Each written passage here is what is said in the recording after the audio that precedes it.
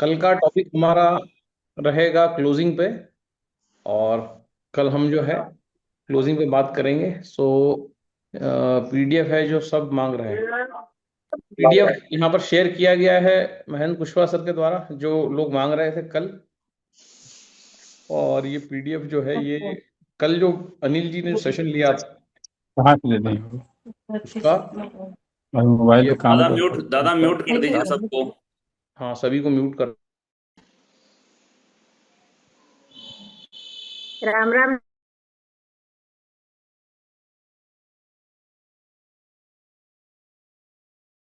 सभी को नमस्कार। और 400 साथी हैं। आज का सेशन एसिडिटी पे थोड़ा सा बात करेंगे, क्योंकि ऑक्सीडेशन पे बात हो गया, कार्बन डाइऑक्साइड पर बात हो गया है, इलेक्ट्रॉन्स पे बात हुआ है, हीलिंग इज वोल्टेज पे बात हुआ है, और सबसे बड़ा टॉपिक जो है एसिडिटी। और एसिडिटी से पहले जो बातें हम कर रहे हैं ना, देखिए जो बातें यहाँ की जा रही हैं, इस फोरम पे जो बातें बताई जा रही हैं, वो सारी बातें कहीं ना कहीं बड़े रिनाउंड डॉक्टर्स या बड़े आयुर्वेदाचार्य या बड़े साधु संत जो है कहीं ना कहीं उन सारी बातों को जो है सर्टिफाई कर रहे हैं। जो हम जो बातें कर रहे हैं, जो भी चीजें हम यहाँ पर लेके आ रहे हैं। सो सभी को नमस्कार है, सभी का वेलकम है। और ये कल का सेशन में हम जो है, कल है मेरे ख्याल से, आज है 26, कल 27 है। परसों सुबह का फ्लाइट है, तो परसों के सेशन में हम नहीं आ पाएंगे। तो परसों का सेशन देखते हैं कौन लेता है।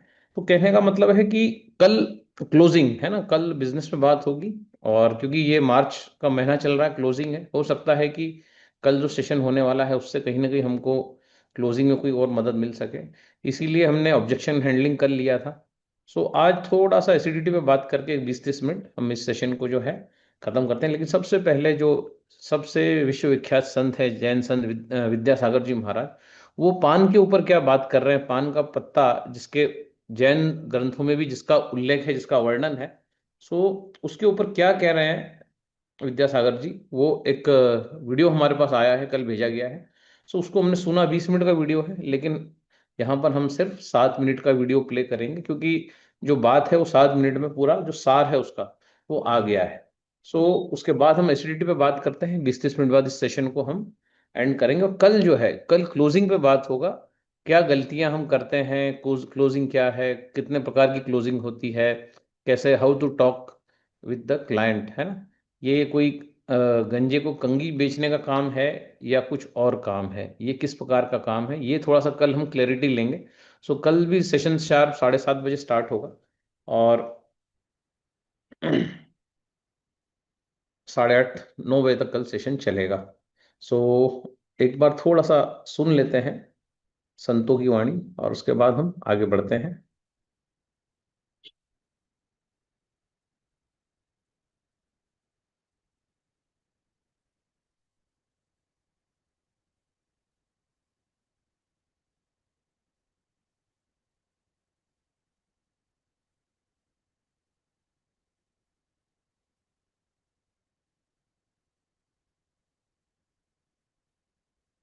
जिसने देखा इस देवता का ऐसा, जब हम नियंत्रण रख भोजन के लिए किया होगा।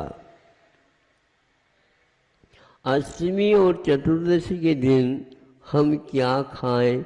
कुछ उपवास करते हैं, कुछ एकासन करते हैं, कुछ उपवास एकासन नहीं करते हैं। तो क्या क्या करना चाहिए, ये भी उल्लेख उन्होंने किया है।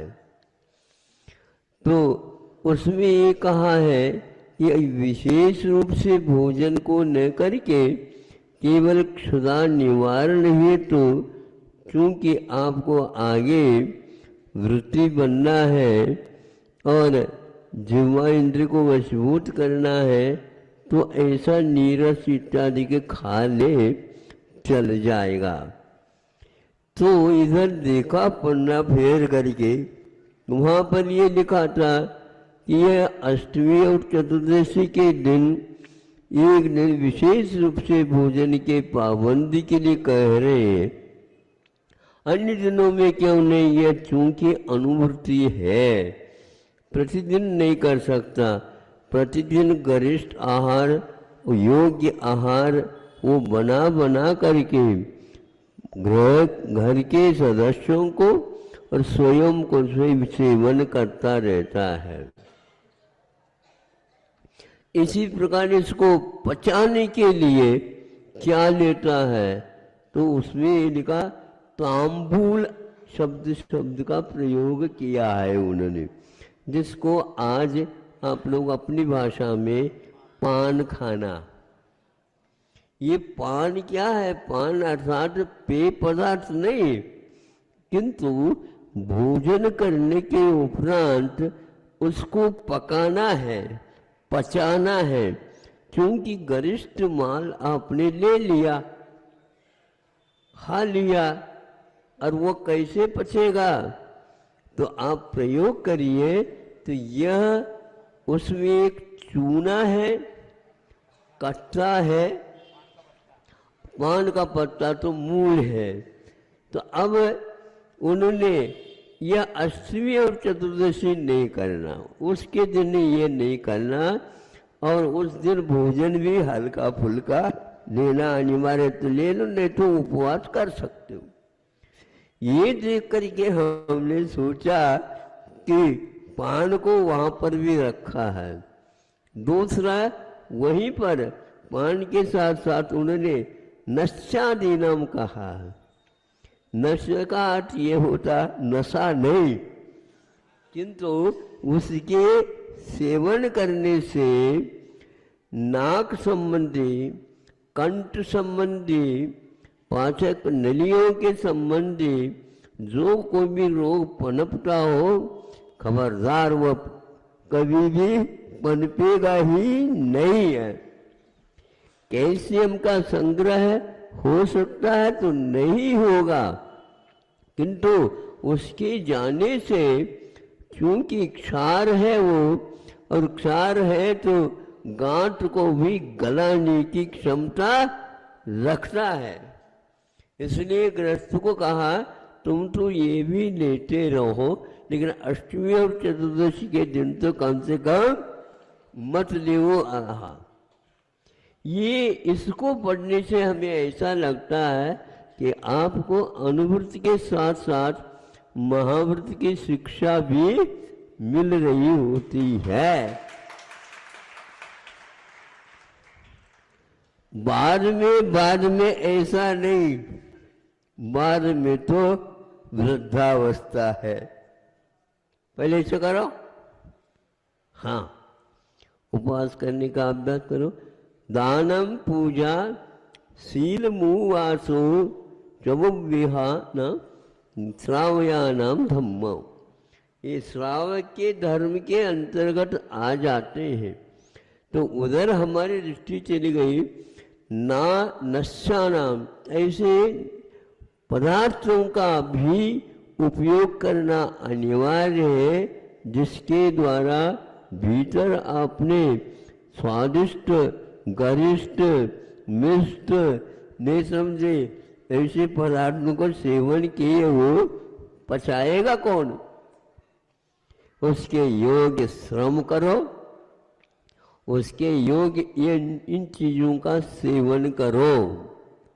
उन्होंने निषेध नहीं किया, लेकिन आजकल जो गुटका गटका क्या आ रहे हैं, बस वो दृष्टि जैसी है, तो ये ऐसे ये नशीली नहीं है, तो यह अपने महान महान रोगों के उत्पादक है। कंठ के जितने भी रोग होते हुए देखने में मिलता है, वह तांबूल ले लेता है तो ऐसे वह 24 घंटा खाता रहता है, भोजन चलता रहता, उसके साथ में उसके रखे रहते। सोते तो मुंह तो है, सोने का अर्थ नहीं खाना ऐसा थोड़ी कहा गया। वो कहता है मुंह चलता रहे, जैसे स्वप्न आते हैं उसी प्रकार खाता रहे। हा? ये गलत हुआ, ये अतिरेक हुआ, और पढ़े लिखे भी इसको ले रहे, गड़बड़। अब कंठ के कैंसर जितने भी होते हैं, और वह पान गुटका गटका इसी के कारण होते हैं। अब महाराज आशीर्वाद दे दो, हम ऐसे व्यक्ति के लिए आशीर्वाद नहीं दे सकते।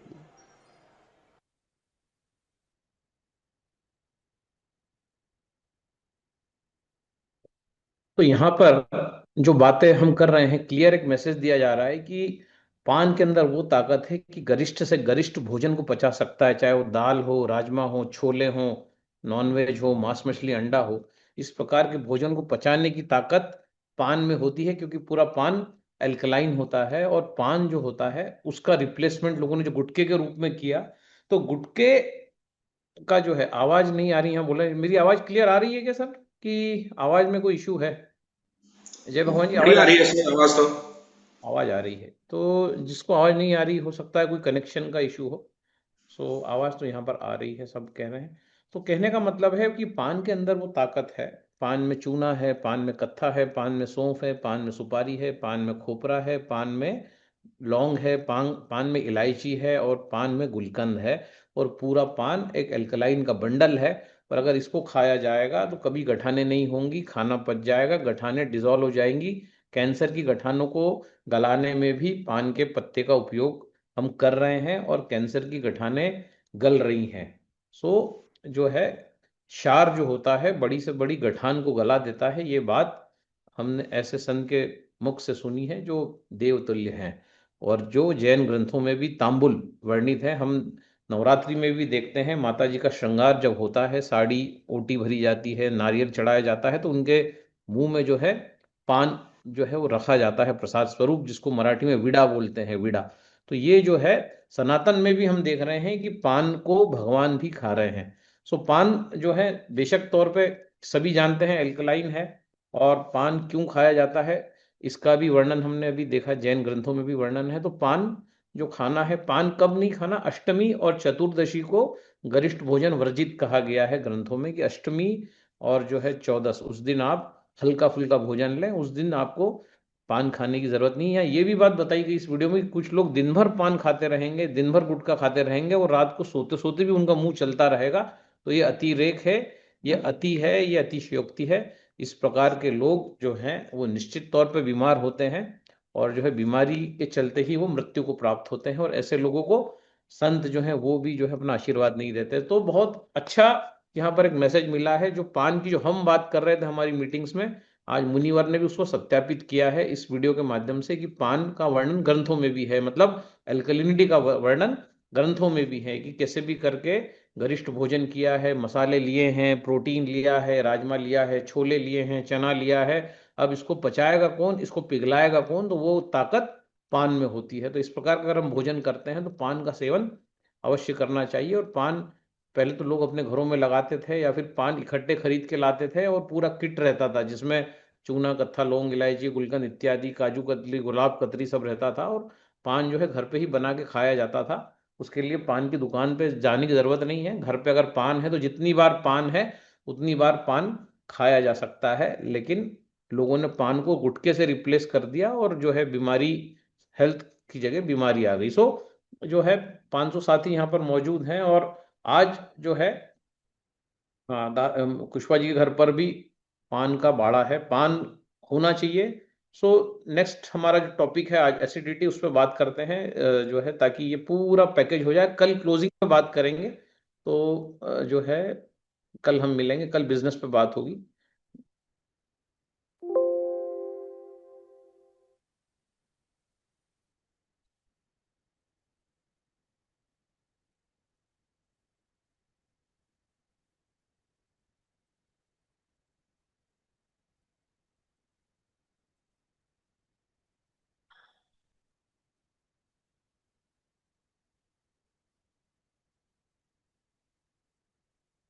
एसिडिटी आज का जो सिग्नेचर टॉपिक, और इस टॉपिक से पहले हमने एल्कलिनिटी के बारे में बताया।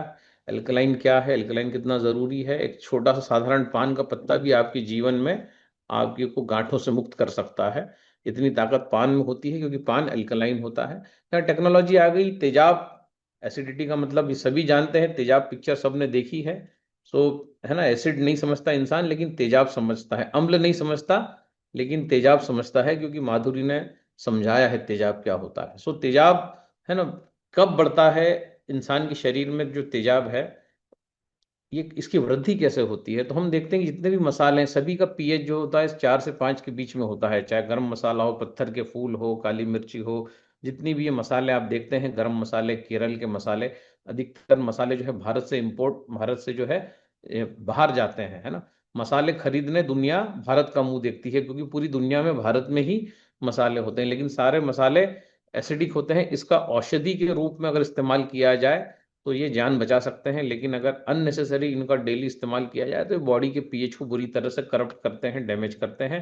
वक्त बेवक्त खाना, टाइमिंग का बड़ा महत्व है। हमने जब रामचरितमानस डिस्कस किया तब भी बताया था कि 7 बजे बाद अगर हम भोजन करते हैं तो फैटी लीवर का सबसे बड़ा कारण गलत टाइम पे किया हुआ सही भोजन होता है। तो सही भोजन सही समय पर अगर करेंगे तो गरिष्ठ भोजन करने का टाइम 4 से 6 बजे के बीच का होता है, ना कि हम 9, 9, 10, 10, 11, 11 बजे रात को भोजन करें। तो मिर्च मसालेदार भोजन खाने का समय एक्चुअली 4 बजे का है, 4 o'clock, 4 PM टू 6:30 PM, ये जो समय है ये गरिष्ठ भोजन का समय है। और उसमें भी अष्टमी और चौदस के दिन गरिष्ठ भोजन खाने का निषेध बताया गया है, बाकी दिन अनुमति दी गई है। तो अनुमति भी दी गई है, अष्टमी और चौदस के दिन निषेध भी बताया गया है। तो ये सारी चीजें जब हम देखते हैं तो देखते हैं कि मिर्च मसालेदार और तला भुना भोजन शरीर में पीएच को घटा देता है, 3, 4, 5 कर देता है, और ये पीएच जो है आपकी बीमारियों का कारण बनता है। वक्त बेवक्त खाना उसमें से एक कारण है, और रोज रोज मसालों का सेवन उसमें से दूसरा कारण है। तो देर रात तक जागना, सुबह देर से उठना, फास्ट फूड की लत, आसानी से भारत में शहरों में खाना अवेलेबल है। छोटे छोटे गांव में भी हम देखते हैं तो दिन भर समोसा, तो दोपहर में आलू बड़ा, तो शाम को भजिया, ये बन ही रहा होता है। पूरे गांव के लोग मिलते हैं चौपाल पे, चाय की चुस्कियां मारते हैं, और इस प्रकार से भजिए, मिर्ची, आपका तेल, ये सब लोग, गांव के लोग भी भरपूर खाते हैं। तो एसिडिटी एक आम बीमारी बन चुकी है। इसके कारण कई बार हम देखते हैं कि मुंह में खटासपन आ जाती है। जब एसिड बहुत ज्यादा बढ़ जाता है, तेजाब, तो मुंह में जो है खट्टा लगता है, खट्टी डकारें आती हैं, सारे वॉल खराब होने लगते हैं, एनर्जी लेवल कम हो जाता है, वीकनेस लगती है, आंखों में चश्मे लगते हैं, थकान लगती है, इम्यूनिटी पावर लो होता है, क्योंकि इम्यूनिटी पावर एल्कलाइन जितना ज्यादा रहेंगे उस पर डिपेंड करता है, लीवर पर डिपेंड करता है। लीवर जो बाइल जूस बनाता है उस पर डिपेंड करता है। बाइल जूस का पीएच 10 के ऊपर होता है। तो जितना ज्यादा हम एसिडिक होंगे उतना लीवर को काम ज्यादा करना पड़ेगा। लीवर भी खचता है, धीरे धीरे जो है खराब होता चला जाता है। पहले भी हमने बताया है लीवर की उम्र नहीं होती। लीवर जो होता है वो आपका 3 साल का होता है। लीवर कभी बूढ़ा नहीं होता, लीवर की आयु जवान होती है, लीवर सदैव जवान होता है। लेकिन हम बार बार तेल, भजिया, मसाले और इस प्रकार के चीजें, सेव है, बर्गर है, ब्रेड है, इस प्रकार की चीजें खा खा के लीवर को डैमेज करते हैं, वीक करते हैं, बाइल जूस को कमजोर करते हैं। और उसके बाद फिर सारी चीजें होती हैं, लाइक गॉल ब्लैडर की पथरी होना, किडनी में पथरी होना, पैनक्रियास का निष्क्रिय हो जाना, फिर आपका खट्टी डकारे आना, फिर डायबिटीज हो जाना, नीचे गर्भाशय में अपेंडिक्स का बढ़ जाना, सूजन आ जाना, माताओं बहनों में जो है गर्भाशय के अंदर बड़े बड़ी गांठें हो जाना। ये सारा कुछ होता है जब हम एसिड को बढ़ाते चले जाते हैं। तेल की चिकनाई जब पचता नहीं, जमता चला जाता है, तो गठानों का स्वरूप लेता है, और पेट में अल्सरेटिव कोलाइटिस मतलब छाले घाव तक हो जाते हैं।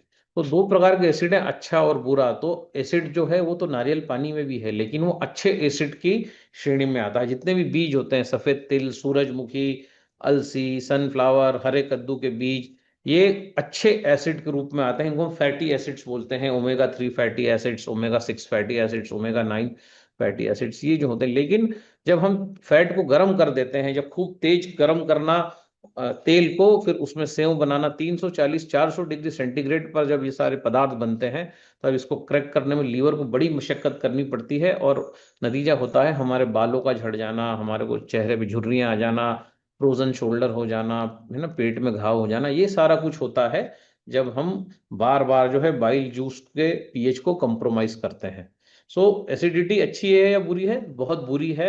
एसिडिटी होने पर लोग एंटासिड की गोलियां लेते हैं, उन्हें लगता है कि परेशानी खत्म हो गई। बहुत सारी एंटासिड की गोलियां आती हैं, लाखों करोड़ों रुपए की ये गोलियां बिक जाती है। डॉक्टर खुद ये गोलियां लिखते हैं, क्योंकि जब वो एंटीबायोटिक देते हैं, भयंकर रूप से एंटीबायोटिक्स भी एसिडिक होते हैं, तो पेट में कुछ गड़बड़ ना हो जाए, कुछ असहजता ना आ जाए, इसलिए एंटी एसिड की गोलियां जो है वो दी जाती हैं।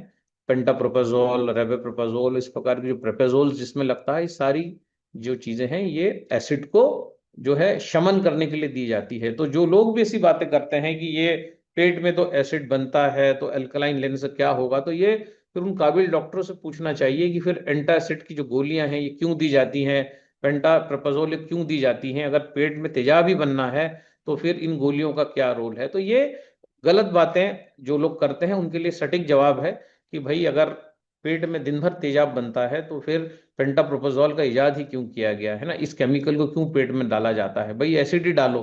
तो कहने का मतलब है गलत बातें का आंसर देते हमें आना चाहिए, नहीं तो ये गलत बातें फिर जो है हमें भी कंफ्यूज करती हैं और हमारा मोरल डाउन करती हैं। सो रिलीफ और क्योर में बड़ा फर्क है। एंटासिड आपको रिलीफ नहीं, रिलीफ दे सकता है, लेकिन क्योर, क्योर की बातें, एक किताब है बहुत अच्छी जिसपे हम बात करेंगे अब हमारे जो फिजिकल सेशंस खत्म होने के बाद, जिसका नाम है वाटर क्योर्स एंड ड्रग्स किल। है ना, पानी बचाता है, पानी जो है वो ठीक करता है, और जो है ड्रग्स जो होते हैं वो मार देते हैं। तुलसीदास जी ने भी अपनी किताब रामचरितमानस इस महाग्रंथ में लिखा है, औषध खाए रोग घटे। मतलब औषधि खाने से रोग घटेगा लेकिन रोग मिटे नहीं लिखा है। मतलब रोग जो है को अगर मिटाना है तो हमें सही दिनचर्या, है ना, समय पर खाना, समय पे व्यायाम करना और समय पर जो है सोना, ये तीनों चीजें अगर हम करेंगे तो ही जो है रोग मिटेगा, नहीं तो रोग घटेगा। है ना, सिर्फ कैंगन वाटर पिएंगे और लाइफस्टाइल नहीं बदलेंगे तो रोग घटेगा, मिटेगा नहीं। लेकिन लाइफस्टाइल को चेंज करेंगे तो गॉल ब्लैडर की पथरी भी चकनाचूर होकर निकल जाएगी, मिट जाएगी, किडनी की पथरी भी पेशाब से निकल जाएगी, पाइल्स भी ठीक हो जाएगा, फिशर भी ठीक हो जाएगा, सारी चीजें ठीक हो जाएंगी, रोग मिट जाएगा। लेकिन सिर्फ पानी पिएंगे, लाइफस्टाइल नहीं बदलेंगे तो रोग घट जाएगा, वापस आएगा थोड़े दिन के बाद। आप बोलेंगे मेरा पाइल्स ठीक हो गया, लेकिन वो 10 महीने 15 महीने बाद वो बाउंस बैक मारेगा वो पाइल्स। तो रोग घटेगा, मिटेगा नहीं। रोग को अगर मिटाना है तो थोड़ा सा दिनचर्या पे ध्यान देना होगा, 7 साढ़े 7 बजे के आसपास कंट्रोल करना होगा। अष्टमी के दिन, चौदस के दिन जो है खाना जो है हल्का खाना खाना होगा, ये सारी चीजें। अब जब हम वो जो लेंगे सनातन वाला टॉपिक, उसमें ये भी सब डिस्कस करेंगे। अभी बांझपन में भी डिस्कस करेंगे कि कौन से दिन क्या खाना है, किस दिन उपवास करना है, किस दिन रुकना है। तिल का तेल भी हम बताते हैं तो लोग खाते हैं, तिल का तेल भी संडे को नहीं खाना है। तिल का तेल कभी भी रात को नहीं खाना है। तिल का तेल अमावस और पूनम को कभी नहीं खाना है। तो अमावस, पूनम, संडे और रात्रि को, और 11 और 14 इस दिन तिल का तेल नहीं खाना है ना, नहीं लेना है तिल का तेल, वो नुकसान पहुंचाएगा, एनर्जी को डाउन करेगा। तो इस बात को भी यहाँ पर क्लियर कर दिया है कि तिल का तेल किस किस दिन नहीं लेना है। संडे को बिल्कुल नहीं लेना है, रात को बिल्कुल नहीं लेना है, अमावस और पूनम को बिल्कुल नहीं लेना है, 11 और 14 को बिल्कुल नहीं लेना है। ठीक है। तो एसिडिटी को छू मंतर करने के लिए आप जो दवाई लेते हैं वह असली प्रॉब्लम नहीं बल्कि उसके सिम्टम को कम करती है। हमें लगता है कि एसिडिटी गई, खट्टी डकारें बंद हो गई, लेकिन नहीं गई है, डैमेज कंट्रोल नहीं हुआ है, सिर्फ जो है सिम्टम जो है उसको दबाया गया है। तो आपकी प्रॉब्लम जो की त्यों रहेगी, प्रॉब्लम दूर होने से रही। ठीक है। सो एसिडिटी क्या है, वजह क्या है, वह क्यों होती है। तो नेचर कहता है जंगल में रहो, कच्चा खाना खाओ, जानवर को कभी एसिडिटी नहीं होती। है ना, जानवर पत्ती खाता है। हमने अभी बीच में हमारा कुछ जंगल में प्रोग्राम था तो हमने बंदरों को देखा और उसी से स्लाइड बनी। हर बंदर आ रहा था, झाड़ पे बैठ रहा था, मानो कोई फल था ना कोई फूल था, सिर्फ पत्तियां तोड़ तोड़ के बंदर खा रहे थे। और कब करीब करीब वो 2-3 घंटे तक उनका यही जो है ड्रामा चलता रहा। वो पत्तियों को तोड़ के खाते रहे, कभी पत्ती के 2 टुकड़े करते, कभी कोई बंदर बीच की डंडी खाता। मतलब हमने देखा पत्ती को खाने के भी अलग अलग तरीके, अलग अलग बंदरों के हमने देखे कि बंदर किस तरीके से खा रहे हैं। कुछ उसकी सी बीच की डंडी खाता, कुछ बंदर सिर्फ पत्ती खाता, डंडी फेंक देता। मतलब बंदर को पता था, हर बंदर को, कि उसको कौन सी चीज किस चीज से मिलेगी। तो नेचर कहता है जंगल में रहो, कच्चा खाना खाओ, जानवर को एसिडिटी नहीं होती क्योंकि जानवर तेल नहीं खाता, है ना, जानवर दूध नहीं पीता, इसलिए जानवर जो है उसको एसिडिटी कभी नहीं होती। ठीक है। तो जंगल की हवा भी अल्कलाइन होती है, ये भी हम देख चुके हैं। ओआरपी मीटर आप देखते हैं तो माइनस में चला जाता है, ये हम कई बार देख चुके हैं, इसके भी वीडियो मौजूद हैं। तो जंगल में जो बरसात होती है वह भी अल्कलाइन होती है, नदी, झरने, कुएं, इन सबका पानी अल्कलाइन होता है, ये भी हम कई वीडियोज में दिखा चुके हैं आपको। सो ये सारी चीजें होती हैं। जंगल की बात अलग है, शहर की बात अलग है। हम शहर में रह रहे हैं, हमें पानी भी सरकार दे रही है, भोजन भी हम खरीद रहे हैं, किचन हमारा है, लेकिन सारी चीजें बाहर की हैं। दूध भी बाहर का है, दालें बाहर की हैं, आटा बाहर का है, हवा बाहर की है। हमारा किसी चीज पे कोई कंट्रोल नहीं है ना, कोई कंट्रोल नहीं है। हमें लगता है कि हमारा किचन है, हमारा बेडरूम है, हमारा सब कुछ है, लेकिन हमारा कुछ नहीं है, सारा चीज हमने खरीदा हुआ है, कुछ भी नेचुरली हमें नहीं मिल रहा है। सो एसिडिटी क्या है, उसकी वजह क्या है, क्यों होती है? तो पीएच को हम समझते हैं, इसमें पोटेंशियल ऑफ हाइड्रोजन को समझते हैं। 7 पीएच के ऊपर सब कुछ अल्कलाइन होता है और 7 पीएच के नीचे सब कुछ एसिडिक होता है। सो एसिडिटी क्या है, उसकी वजह क्या है, क्यों होती है? हमें सब कुछ अल्कलाइन ही चाहिए 7 पीएच के ऊपर, क्योंकि हमारे खून का जो पीएच है वो 7 के ऊपर है, 7.345 से 7.435, ये हमारे ब्लड का पीएच होता है। अगर मैं बार बार एसिडिक चीजें लूंगा तो ब्लड क्या करेगा, खुद को एल्कलाइन करने की कोशिश करेगा। बॉडी में 3 पीएच महत्वपूर्ण होते हैं, एक लार का पीएच, एक आपकी गर्दन में जो फ्लूइड बह रहा है रीढ़ की हड्डी में उसका पीएच, और तीसरा आपके खून का पीएच। तो खून जो है वो तो कैल्शियम ले लेता है पैर की हड्डियों से, इसलिए पहले पंजे दर्द करते हैं, फिर पिंडलियां दर्द करती हैं, फिर घुटने दर्द करते हैं, और अगर आप एसिडिक भोजन लेते रहे तो कमर में दर्द चालू हो जाता है, फिर इंसान लेट ही जाता है। लेकिन जो है आपका खून जो है वो तो कर लेगा, आपके हड्डियों में बहने वाला फ्लूइड वो भी अपने पीएच को मेंटेन कर लेता है, वो भी बार बार बार बार बार बार कैल्शियम लेता रहता है बॉडी से, सेल से। लेकिन मुंह की लार जो होती है वो अपने पीएच को सही नहीं कर पाती, तो मुंह की लार अगर एसिडिक हो गई तो वो जो है अल्कलाइन चीजें लेने से ही वो लार अल्कलाइन बनेगी, नहीं तो वो लार अगर एसिड ही एसिड बनने लगा, अगर मेरी सूर्य नाड़ी ही चलने लगी, अगर चंद्र नाड़ी चलना बंद हो गई तो मैं बीमार हो जाऊंगा, है ना। जितनी भी औषधियां होती हैं वो रात को अपना प्रभाव छोड़ती हैं, जब चंद्रमा जब आता है, चंद्रमा जब आ जाता है रात को तो वो उसके किरणों से, है ना, जड़ी बूटियों में औषधि गुण आते हैं। तो इसलिए चंद्रमा का आना, एल्कलिनिटी का होना जो है वो डायरेक्ट रिलेशन है, इसीलिए सारे उपवास जो होते हैं वो चांद को देख के छोड़े जाते हैं, चाहे वो करवा चौथ हो चाहे वो ईद हो, चंद्रमा के प्रकट होने के बाद ही जो है उस चीज का उत्सव मनाया जाता है, उपवास को छोड़ा जाता है। तो चंद्रमा इतना वैल्यूएबल क्यों है? क्योंकि चंद्रमा रिप्रेजेंट्स अल्कलिनिटी, क्षारीयता, ठंडक, शांति, शीतलता, सौम्यता, और सन जो है, सूरज जो है वो रिप्रेजेंट करता है आपका जो है रजस, है ना, तीव्रता, उग्रता, आपका फायर। ये इसीलिए अभी तक साइंस ये पता नहीं लगा पाया कि बच्चे जो पैदा होते हैं, अधिकतर बच्चों का जन्म जो नॉर्मल डिलीवरीज होती हैं वो रात्रि में ही होता है। आज तक विज्ञान इस बात का पता नहीं लगा पाया कि सूरज जब आता है, जो दोपहर में जो है, दिन में बच्चे नहीं पैदा होते, अधिकतर बच्चे, मैक्सिमम बच्चे जो होते हैं वो नाइट में पैदा होते हैं, चाहे वो जानवरों के हैं चाहे इंसान के। ये बात अलग है कि इंसान ने मूरत वूरत टाइम टेबल जमा के वो चाहे जब बच्चे को बाहर निकाल लाता है ना। कई बार डॉक्टर बोलती है कि मुझे तो जाना है, मैं तो आउट ऑफ स्टेशन हूँ, तो ये आज ही करवा लो डिलीवरी जो है। तो वो जो अपवाद अगर छोड़ दें तो नॉर्मल डिलीवरी जनरली जो है सूर्यास्त के बाद होती है। सो ये साइंस है, आज तक जो है इसका पता नहीं लगा कि ऐसा कैसे होता है कि चंद्रमा की प्रेजेंस में ही जो है बर्थ होती है। तो एसिडिटी क्या है, उसकी वजह क्या है, ये हम चीजें देख रहे हैं। शहर में जो हम पानी पी रहे हैं वो एसिडिक है, 5 पीएच, 6 पीएच, 6.9 तक भी एसिडिक है, बुरा असर डालता है, ब्लड को 7 के ऊपर चाहिए।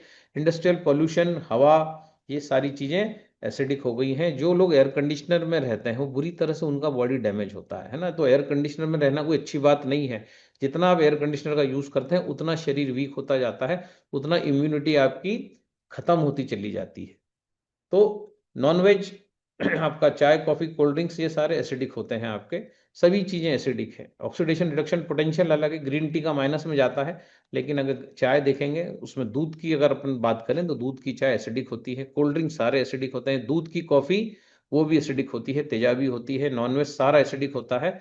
और जो है पत्तियां जितनी भी संसार में सारी अल्कलाइन होती हैं, चाहे वो पीपल का पत्ता हो, पान का पत्ता हो, कड़ी पत्ता हो, धनिया पत्ता हो, जितने भी पत्ते हैं सारे के सारे पत्ते अल्कलाइन होते हैं। चावल अल्कलाइन होता है, बाजरा अल्कलाइन होता है, ज्वार अल्कलाइन होती है, गेहूं एसिडिक होता है ना।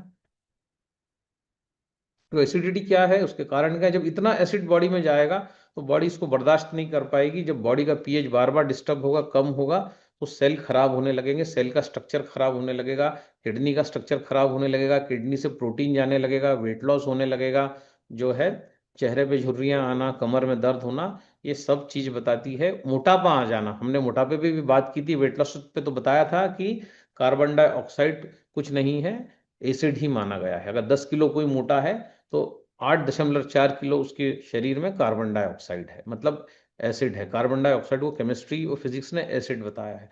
तो हमारे पूरे जो ऑर्गन्स है, सभी ऑर्गन्स का एक पीएच होता है। लार का पीएच 6 के ऊपर होता है। इधर हम देख रहे हैं कि आपका जो पेट जो है उसका पीएच जो है एसिडिक होता है। दो चीज एसिडिक होती है हमारी बॉडी में, स्टमक और उसके बाद आंतों की बात नहीं कर रहा हूँ, सिर्फ पेट की बात कर रहा हूँ। आंतें सारी अल्कलाइन होती है, लेट्रिन अल्कलाइन होती है, बाथरूम एसिडिक होती है ना। तो एसिडिक क्या क्या होता है, चमड़ी भी एसिडिक होती है। इसीलिए जो ऋषि मुनि तपस्या करते हैं वो चमड़ी पे भी भभूत लगा लेते हैं, क्योंकि भभूत अल्कलाइन होती है। महिलाओं में 3 चीजें एसिडिक होती हैं, एक तो स्टमक, एक चमड़ी और एक तो उनका मूत्र संस्थान। ये 3 चीजें उनकी बॉडी में एसिडिक है। और जेंट्स में जो है 2 चीजें एसिडिक है। सो ये जो है, बाकी हर चीज का पीएच यहाँ पर दिखाया गया है। हार्ट को 7.4 चाहिए, पैनक्रियास को 8.2 चाहिए। सभी चीजों को इसका पीएच, सभी पूरे बॉडी के हर ऑर्गन को पीएच 7 के ऊपर चाहिए, तभी वो प्रॉपर फंक्शन कर पाएगा। नहीं तो जो है रोग पे रोग आते रहेंगे, रोग बढ़ते चले जाएंगे। तो एसिडिटी के 3 मेजर वजह हमने देखी, 3 मेजर टाइप ऑफ पीएच हमने अभी डिस्कस किया। स्पाइनल कॉर्ड का पीएच, ब्लड का पीएच, सलाइवा मतलब मुंह की लार का पीएच। और हमने ये भी अभी क्लियर किया कि सलाइवा का पीएच जो है वो एल्कलाइन चीजों से बैलेंस होता है। बाकी ब्लड और स्पाइनल कॉर्ड ये अपना पीएच कभी ड्रॉप नहीं होने देते। ब्लड का पीएच गिर गया तो जो है एसिडिक ब्लड जो है वो कैंसर का कारक बनेगा। तो स्पाइनल कॉर्ड का पीएच अगर गिर गया तो आपकी रीढ़ की हड्डी जो है वो सारी नसों को दबाने लग जाएगी, कंप्रेशन हो जाएगा।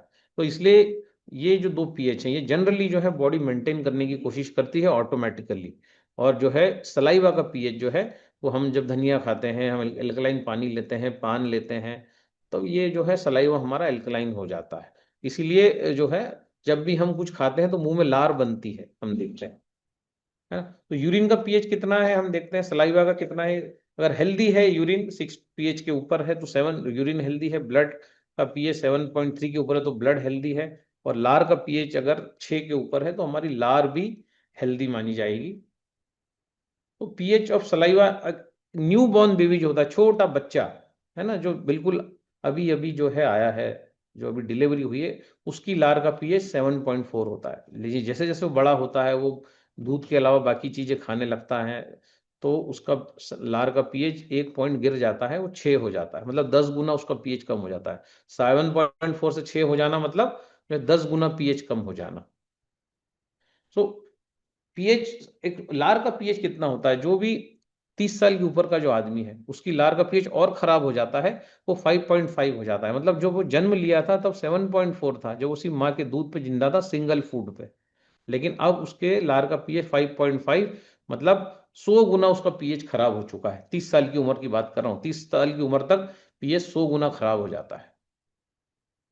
तो स्पाइनल कॉर्ड जो है हमारा, जो है हमारी रीढ़ की हड्डी के अंदर जो लिक्विड है, द्रव्य है, उसका पीएच चेंज नहीं होता। ब्लड इसको मेंटेन करता है। ब्लड अपना भी पीएच मेंटेन करता है और इसका भी पीएच मेंटेन करता है। कैसे मेंटेन करता है, आपकी हड्डियों से, सेल्स में से वो कैल्शियम लेता है। हड्डियों से बाद में पहले आपके ब्लड सेल्स से जो है वो पूरा जो है उसका कैल्शियम लिया जाता है।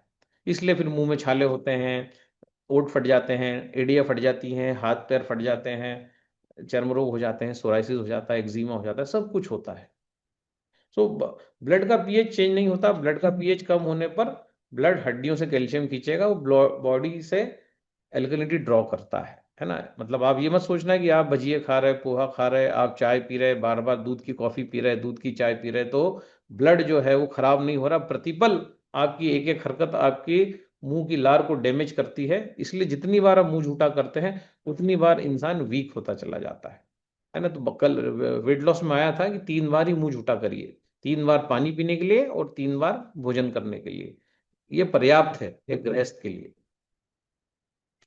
ब्लड का पीएच कम होगा तो क्या हो जाएगा, इंसान का डेथ हो जाएगा। आपको पता है ना, प्राण जो होते हैं वो अल्कलाइन बॉडी में ही जो है रहते हैं। जैसी बॉडी 100% एसिडिक होती है, इंसान के जो प्राण है ना, जो 5 प्रकार की वायु बताई गई, उसमें जो प्राण वायु बताई गई है, जो हमारे हार्ट वाले पोर्शन में होती है, लंग्स, हार्ट, फेफड़े, ये वायु जो है निकल जाती है, फिर जो परमानेंटली निकल जाती है जब हम हाईली एसिडिक हो जाते हैं। जब 100% एसिडिक हो जाते हैं तो हमारी मृत्यु हो जाती है। सो एसिडिटी के लंबे समय बने रहने से जॉइंट्स, हड्डियां सब कमजोर होना, वीकनेस आना, शरीर में कैल्शियम की मात्रा की कमी हमेशा बनी रहती है। अगर मैं आयोनाइज पानी पीता हूँ तो मुझे दो फायदे मिलते हैं। एक तो आयोनाइज पानी में से कार्बन डाइऑक्साइड निकाल दी जाती है। या फिर हम टेक्नोलॉजी की बात करते हैं कि जब मैं टेक्नोलॉजी यूज करता हूँ तो क्या होता है, तो आयोनाइज पानी जब ये बनता है तब इसमें से इसका एसिडिक नेचर निकाल दिया जाता है। वो कैसे निकलता है, तो पानी में से कार्बन डाइऑक्साइड निकाल दी जाती है जो साधारण पानी में मौजूद होती है, जो किसी जुगाड़ से नहीं निकलेगी दोस्त। टेक्नोलॉजी से कार्बन डाइऑक्साइड निकलती है, इसीलिए उसका पानी का पीएच बढ़ता है। कार्बन डाइऑक्साइड किस में होती है, हम देखते हैं स्प्राइट में, सोडा में, बियर में होती है, तो उसका पीएच हम देखते हैं कि 4, 5, 2 इस प्रकार से होता है। तो जब कार्बन डाइऑक्साइड आयनाइजेशन से निकाल दी जाती है तो पानी का पीएच बढ़ जाता है। कार्बन डाइऑक्साइड निकल जाती है तो शरीर में नुकसान होना बंद हो जाता है। इसमें लोहा भी डाल दो तो जंग नहीं लगता, ऐसे शरीर में भी जो नुकसान की प्रक्रिया है उस पर रोकथाम हो जाती है, रोक लग जाती है। तो यहाँ टेक्नोलॉजी का उपयोग होता है कि अब मैं बोलूँ मैं कार्बन डाइऑक्साइड पानी से निकाल दूंगा, तो मैं कैसे निकाल दूंगा? मैं ककड़ी डाल दूंगा, टमाटर डाल दूंगा, उससे नहीं निकलेगी। मैं पानी में चूना डाल दूंगा, मैं पेंटाप्रोपाजोल डाल दूंगा, मैं तांबे का पल्टा पटिया डाल दूंगा, उससे कुछ नहीं होने वाला। ना तो हाइड्रोजन गैस पैदा होगी और न ही कार्बन डाइऑक्साइड पानी से निकलेगी, कुछ भी नहीं होगा। यहाँ टेक्नोलॉजी से सब हो रहा है। जैसा प्रकृति खुद आयनाइजेशन करती है, जब बादल गरजते हैं, कड़कते हैं और जो है वो बिजली पानी में गिरती है तो पानी का विघटन हो जाता है। और जो है ये अच्छा पानी जब झाड़ों को, पेड़ पौधों को मिलता है तो चारों तरफ हरियाली छा जाती है।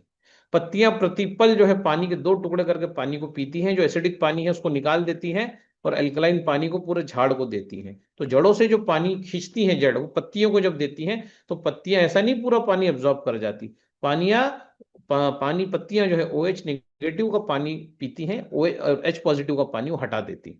तो पत्तियां जो है वो नेचुरल आयनाइजर हैं जो भगवान ने बनाया, इसलिए पेड़ सालों साल जीते हैं। हम देख रहे हैं, हमारे पिताजी हैं वो देख रहे हैं, हमारी मम्मी, हमारी नानी, पेड़ अभी भी जिंदा है ना। तो ना नानी जिंदा है, ना दादी जिंदा है, ना मम्मी जिंदा है, ना उनके परिवार जिंदा है, लेकिन वो पेड़ अभी तक जिंदा है क्योंकि उसके पास आयोनाइजर है। 100, 100, 200, 200 साल पेड़ को कुछ नहीं होता है ना। दीमक लगने के बाद भी पेड़ फिर खड़ा हो जाता है अगर पत्तियां उसके पास है। तो कहने का मतलब है, जब तक पेड़ को कोई भयंकर रोग नहीं होता तब तक पेड़ नहीं मरता है दोस्तों। 200, 200, 3 गौतम बुद्ध ने जिस पेड़ के नीचे जो है उनको बोधिसत्व प्राप्त हुआ था, वो पेड़ आज भी जिंदा है। तो क्यों जिंदा है? क्योंकि उस पेड़ के पास पत्ती के रूप में आयनाइजर जिंदा है। तो अगर मैं मेरा आयुष्य बढ़ा सकता हूँ, मैं मेरी उम्र को लंबा कर सकता हूँ कि अगर मैं आयोनाइज पानी पीता हूँ, तो निश्चित तौर पे मेरे ऑर्गन्स जो है उनका मालिश होता है, उसमें से कचरा निकलता है, वो ब्रीथ ढंग से कर पाते हैं, उनको कैल्शियम आयनिक फॉर्म में मिल जाता है। और जो है उनको जब ऐसा पानी मिलता है जो कार्बन डाइऑक्साइड मुक्त पानी है ना। ये जो कंपनी की जो किताब आती है उसमें भी लिखा हुआ है कि पानी का रंग नीला कैसे हो जाता है। उसमें लिखा हुआ है कि ये आयनाइजेशन में कार्बन डाइऑक्साइड पूरा ग्रे पाइप से निकल जाती है, इस कारण से पानी का रंग नीला हो जाता है, वो उसका पीएच बढ़ जाता है। तो ये टेक्नोलॉजी से संभव हुआ। मैं उनमें जुगाड़ करके कर लूंगा, मैं 7 मटके रखूंगा, हर मटके में अलग अलग पत्थर रखूंगा, ऊपर पानी डालूंगा, नीचे पानी अल्कलाइन आ जाएगा, वो जुगाड़ है। कार्बन डाइऑक्साइड नहीं निकली है। उस पानी में लोहा डाल दोगे तुरंत अगले दिन जंग लग जाएगा, चाहे वो कितने ही मटकों से उतारा गया हो। तो यहाँ टेक्नोलॉजी हमेशा सरल होती है। हम बोलते हैं टेक्नोलॉजी हमेशा इंसान को जिताती है। तो absorption of alkaline substances, alkaline क्षारी चीजों का अवशोषण जो है, it is more important than taking them, मतलब वो अवशोषित होना चाहिए, है ना। चूने का पानी अगर आप रोज पीने लग जाएंगे तो लकवा हो जाएगा, उतना चूना बॉडी को एब्जॉर्ब भी करते आना चाहिए। तो यहाँ फिर टेक्नोलॉजी का रोल आता है कि जितना चूना जरूरी है उतना आपको सूक्ष्म रूप में पानी में दिया जा रहा है। जो आयनाइज पानी है उसमें आयोनिक कैल्शियम होता है, मतलब ऐसा कैल्शियम जिसमें प्राण है। आयंस का मतलब होता है इलेक्ट्रिकली चार्ज पार्टिकल्स। तो अगर मैं आयनाइज पानी पी रहा हूं तो मैं इलेक्ट्रिकली चार्ज पानी पी रहा हूँ, इसीलिए उस पानी में करंट होता है, -300, 400 उसका वोल्टेज होता है, सब कुछ होता है। तो उसमें कैल्शियम भी जो है वो जिंदा होता है। तो अगर मैं चूना खाऊंगा वो इतना इंपॉर्टेंट नहीं, लेकिन वो चूना अगर अवशोषित नहीं हुआ तो पैरालिसिस भी हो जाएगा। आप चूना मुंह में रखो पूरा जबान फट जाता है, ओंठ फट जाते हैं। तो कितनी मात्रा में खा सकते हैं? माचिस की तीली उस बराबर मात्रा में आप चूना खा सकते हैं। लेकिन आयोनाइज पानी आप चाहे जितना पी सकते हैं, 1 लीटर, 1.25 लीटर, 2 लीटर, जितनी बॉडी की क्षमता है। तो यहाँ टेक्नोलॉजी सरल है, हमें जिताती है ना। तो पीएच वैल्यू ठीक करनी है तो एसिडिटी से छुट्टी पानी है तो एसिड तो बनेगा, क्योंकि स्टमक में एसिड है, डॉक्टर कह रहे हैं भाई, तो एसिड तो बनेगा। लेकिन एसिड बनेगा तो लीवर को काम दिया गया है बाइल बनाने का। अगर पेट एसिड बनाता है तो लीवर बाइल बनाता है जो एल्कलाइन होता है। इसीलिए जो है आपका जो चर्बी है वो आपकी छोटी आंत में जाके पचती है ना। तो अलग अलग प्रकार के बैक्टीरिया होते हैं। पेट में एसिड है तो वहाँ ओनली जो है 100 प्रकार के बैक्टीरिया हैं। पेट से नीचे जो आंत है आपकी, जिसको हम जेजुनम बोलते हैं, उसमें 1000 प्रकार के बैक्टीरिया मौजूद हैं। उसके बाद जो ड्यूडेनम है, उसमें जो है 1 लाख प्रकार के बैक्टीरिया मौजूद हैं। और आपकी बड़ी आंत है जो अल्कलाइन है, उसमें करोड़ों प्रकार के जो है करोड़ों बैक्टीरिया उसमें मौजूद है। तो जहां एसिड है वहां कम बैक्टीरिया है, और जहां पर अल्कलाइन है वहां पर करोड़ों की संख्या में बैक्टीरिया मौजूद है।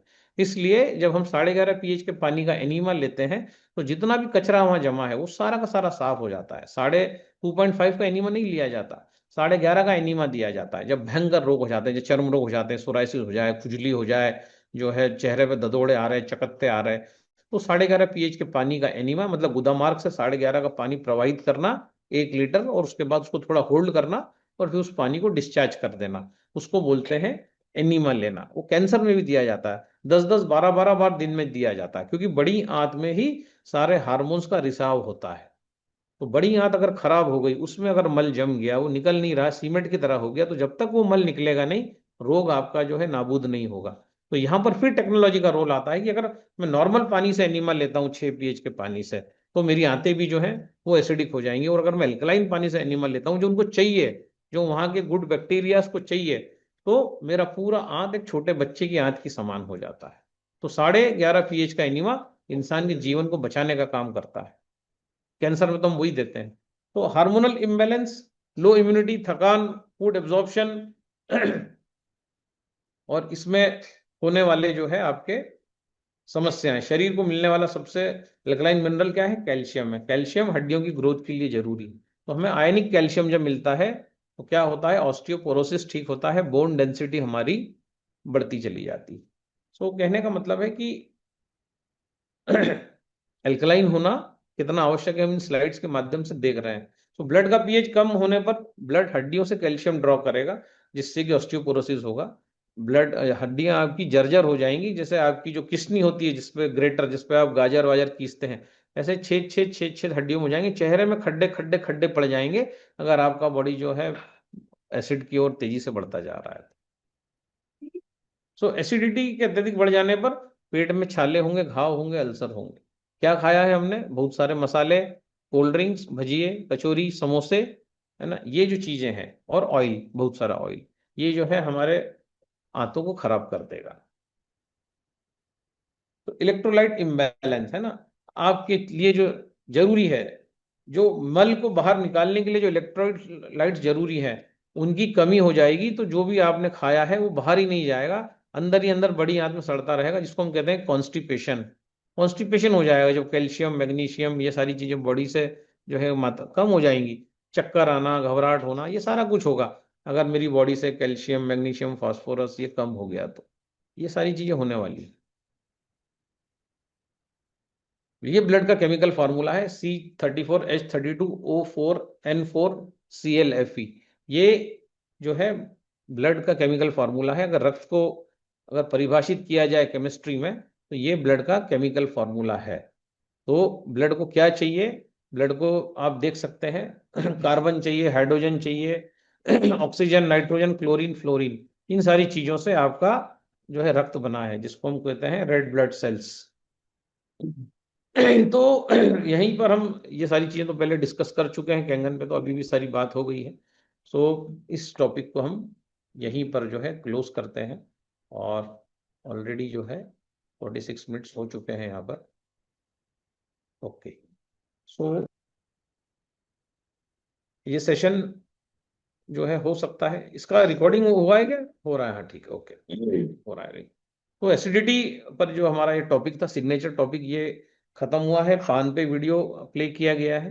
कैंगन वाटर का रोल अभी डिफाइन किया गया है, कैसे कैसे हमें कैल्शियम कैंगन वाटर देता है, कैसे उस पानी का पीएच बढ़ता है, कैसे कार्बन डाइऑक्साइड निकलती है, और ये जुगाड़ से पॉसिबल नहीं है। इसके लिए टेक्नोलॉजी अपनानी पड़ेगी, पैसे लगाने पड़ेंगे, मशीन लेना पड़ेगी, और पूरे परिवार के स्वास्थ्य का हमें जो है नियोजन करना पड़ेगा। हमें जो है प्रयत्न करना पड़ेगा कि ये मशीन हमारे घर में जल्द से जल्द आ जाए, तभी जाके हमें सेहत मिलेगी। सो कुछ प्रश्नों को लेते हैं, फिर हम जो है अब जो है थोड़ा सा मीटिंग को भी लॉक कर देते हैं।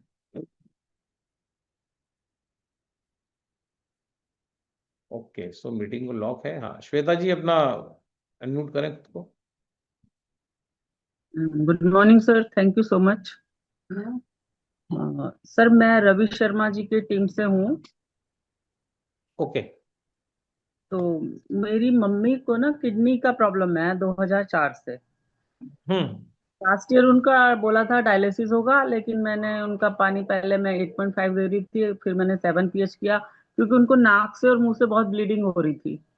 तो हम्म। डॉक्टर ने बोला ये इनके ब्लड में पानी बनने लगा, तो मुझे लगा कि 8.5 दे रही हूँ तो पानी बहुत छोटा मॉलिक्यूल्स है। तो मैंने एकदम से घर आते ही अपना 7 पीएच दिया।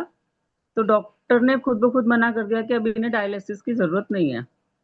लेकिन सर अभी 1 जनवरी से ना और इनके मुंह में बहुत अल्सर हो जाते हैं, बहुत जख्म हो जाते हैं, खाना पीना सब कुछ बंद, आवाज भी बंद हो जाती है, बोल भी नहीं पाती। अभी हम्म। इनकी स्थिति यही है कि ना हीमोग्लोबिन बन रहा है, और प्लेटलेट्स 1,57,000 है। अभी इनका हीमोग्लोबिन जो है 5.7 है। मुंह में जख्म है, अगर पानी का पीएच बढ़ाती हूँ तो ब्लीडिंग शुरू होती है। और सर ना कुछ खा पा रही है, ना कुछ पी पा रही है, ना चल फिर पा रही है, मतलब। और डायलिसिस करने से भी डॉक्टर डर रहे हैं। हम्म। तो आज तो इनको 2 यूनिट ब्लड चढ़ाया जाएगा, लेकिन मैं पानी से इनको कैसे कर सकती हूँ? देखिए, इनका अगर नाक से ब्लड आना, इसका मतलब क्या है कि दो विटामिन होते हैं, K1 और K2। K2 विटामिन का काम होता है ब्लड को पतला करना, और K1 का काम होता है ब्लड को गाढ़ा करना, मतलब ताकि जो है ब्लड ना निकले, है ना। दो विटामिन होते हैं, तो K2 और K1। तो K1 और K2 के फंक्शंस जो है, अगर बॉडी में अगर आप देखो, अगर K1 नहीं है, K1 का सप्लीमेंटेशन नहीं हो रहा है, तो क्या होगा कि ये जैसे गर्मी में लोगों को ब्लड निकल जाता है। ब्लड का जमना जरूरी है, अगर ब्लड नहीं जमेगा तो निकल जाएगा, है ना।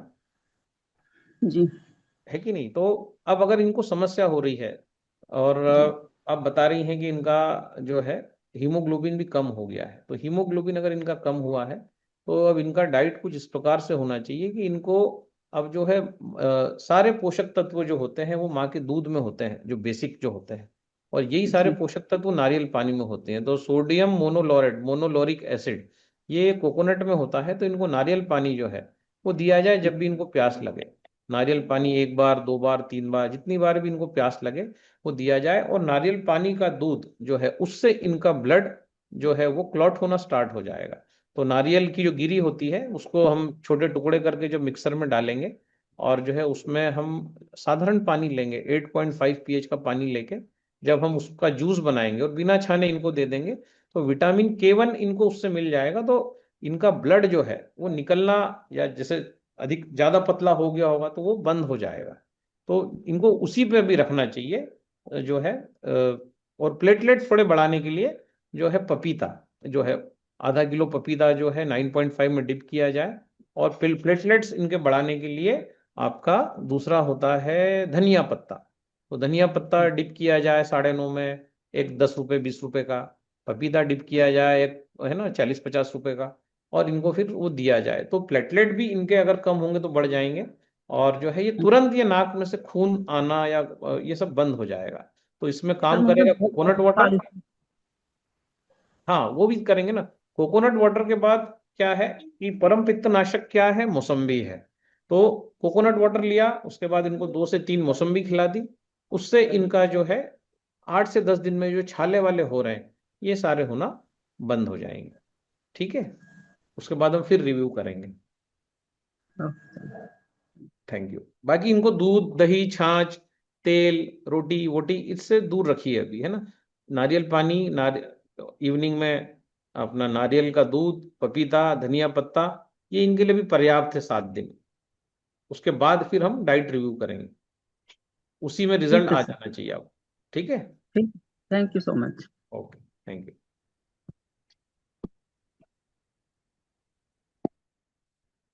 ओके, सो क्या हो रहा है यार, ये लैपटॉप हमारा वो क्यों हो गया, 1 मिनट। अच्छा, 1-2 मिनट, लैपटॉप चार्जिंग पे लगाते हैं।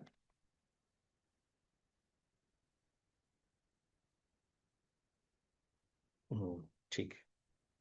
हाँ हाँ, भारती जी अनम्यूट करें।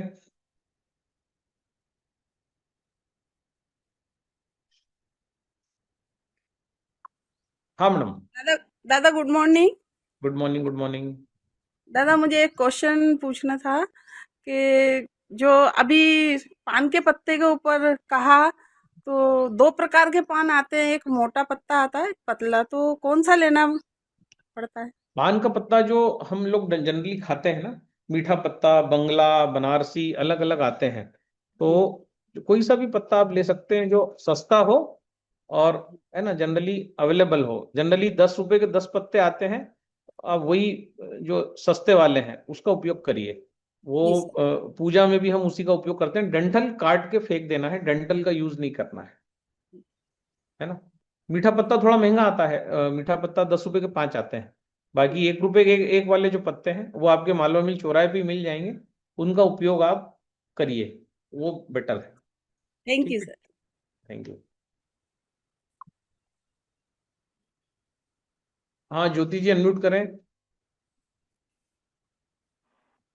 गुड मॉर्निंग दादा। नमस्कार, बोलिए। एक्चुअली मेरे फादर को पार्किंसन सिंड्रोम्स है, हम्म। तो उसमें अपन ये पीएच एल्कलाइन वाटर कैसे यूज़ कर सकते हैं और क्या डाइट ले सकते हैं? पानी यूज करने के तो 2-3 ही तरीके हैं। 9:30 कप पानी सुबह पीना है। दोपहर में प्यास लगती है 12 बजे बाद, तो 9 pH का पानी पीना है।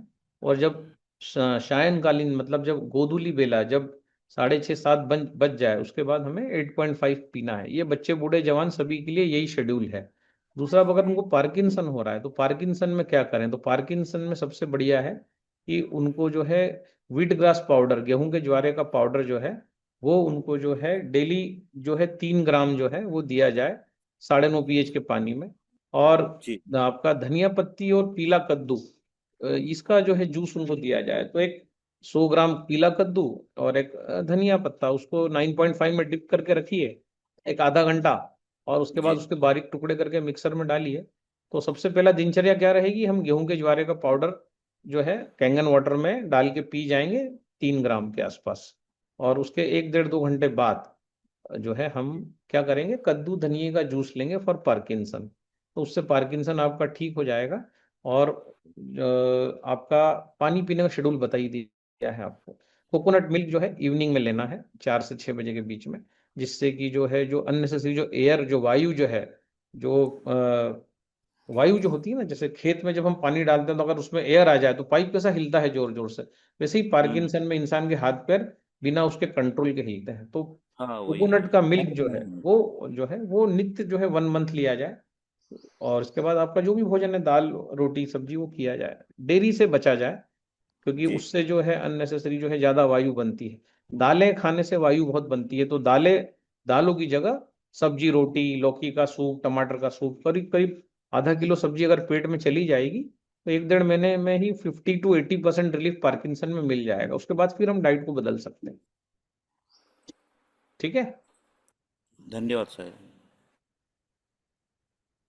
रेड्डी जी अनम्यूट करें। सर नमस्ते सर। नमस्ते, नमस्ते।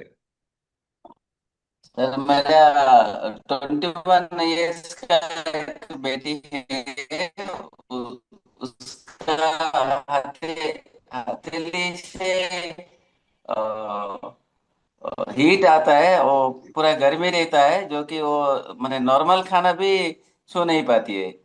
उसके लिए क्या करें सर? हथेली गर्म हो रहा है, गर्म चट्टे आ रहे हैं, हॉट फ्लैशेस आ रहे हैं, तो कद्दू धनिए का juice, yellow pumpkin 100 grams, and coriander जो है एक 20-30 ग्राम्स, 9.5 में डिप करिए 30 to 40 मिनट्स। उसके बाद उसको निकालिए, 9.5 का फ्रेश पानी ऐड करके उसका जूस बना के उसको छान के पीना है। फ्लेवर के लिए कभी उसमें एप्पल डाल दीजिए, कभी उसमें बनाना डाल दीजिए। वो जूस जैसे जैसे उसकी बॉडी में जाएगा, 7 से 8 दिन में वो हॉट फ्लैशेस उसको बंद हो जाएंगे। बहुत जरूरी है बॉडी के टेम्परेचर को रेगुलेट करने के लिए। दूसरा आता है करेला, करेले की सब्जी या फिर करेले का जूस, है ना। तो स्टार्टिंग में ऐसा भी कर सकते हैं कि सुबह हमने करेले का जूस ले लिया, 2 छोटे करेले लिए, 9.5 में डिप किया, आधे घंटे के बाद निकाले, उसका सीड्स निकाल दिया करेले का, उसका जूस बनाया, उसमें थोड़ा लेमन डाला, थोड़ा सॉल्ट डाला, पी गए। और 1 घंटे बाद ये कद्दू धनिए का जूस, बस ये करिए 10 दिन, तो नॉर्मल हो जाएगी। ठीक है।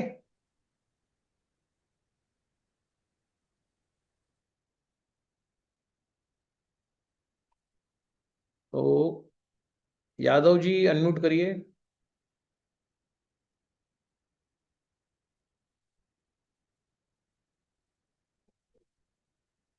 हेलो सर, आपका आवाज बिल्कुल नहीं आ रहा है।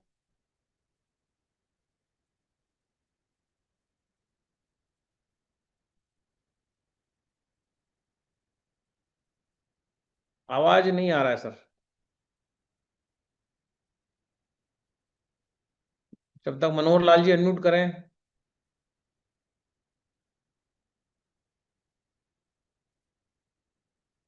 मनोहर लाल जी खुद को अनम्यूट करिए। हाँ। सर प्रणाम प्रणाम। जी। वो कंधे के दाएं कंधे के नीचे झंझनाहट सी होती है पीठ की तरफ। व्यायाम व्यायाम थोड़ा करते हैं कि नहीं करते? हाथ वाथ हिलाते हैं लेफ्ट राइट, जैसे क्रिकेटर एक बॉलर डालता है वैसे कुछ करते हैं? अगर कुछ नहीं थोड़ा करते बहुत। हैं तो कम से कम चारों बीज खाइए, उससे वो जी झंझनाहट ठीक हो जाएगी। और वो नसों को ठीक करने के लिए कद्दू धनिया का जूस लीजिए। ठीक है। जी जी ओके। ठीक है। तो ऑलमोस्ट सब लोग हो चुके हैं। चंद्र चंद्र मरंडी, क्या है ये नाम? चंद्र जी अनम्यूट करें।